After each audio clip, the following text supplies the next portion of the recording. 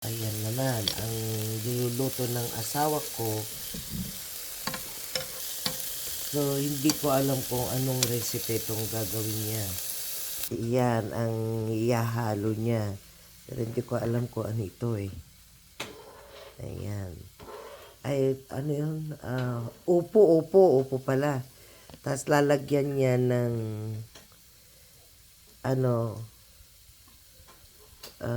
tawag na nun? Yung maliliit na karne. Nga, halo-haloan niya ng beef.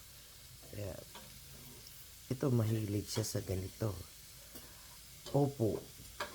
Tapos lagyan niya ng kamatis siguro, parang ganon. Yan. Papakita ko mamaya pagka natapos maluto. So, ito ang iyahalo. Ayan. Upo.